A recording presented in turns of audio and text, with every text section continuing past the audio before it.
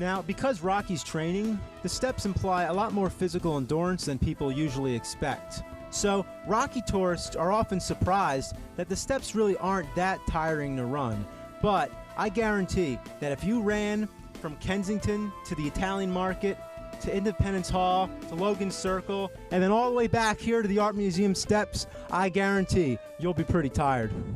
Now, these steps must be the most run steps in the history of the universe. Every day, people come from all over the world to run up the steps and do the Rocky victory dance at the top. It's actually become a verb to go up and Rocky on the steps. I've been here all times of day and night, 3 in the morning, 6 in the morning.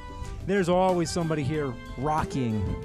So, what's made these steps so popular? Well, for one thing, they're available.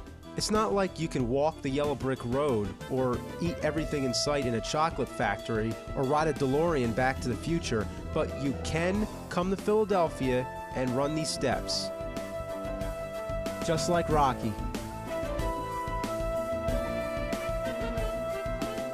But that's not what it's all about. It's more than just a tourist activity to act out a movie.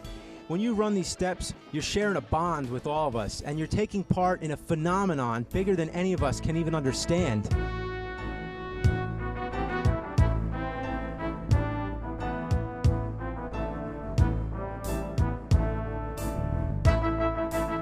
One thing that makes the scene so appealing is that it's like a metaphor for somebody's triumph. Rocky runs from the lower class section of town to the more intellectual area.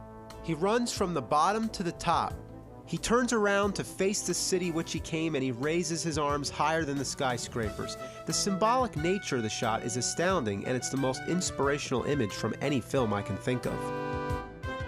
I say definitely come visit, but while you're at it, check out the museum. Go inside. There's good stuff in there. A lot of people don't know that. Speaking of art, what about the Rocky statue? Well, here's the story.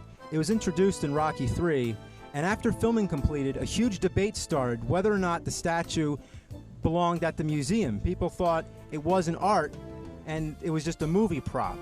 But the statue was eventually moved down to South Philly in front of the Spectrum.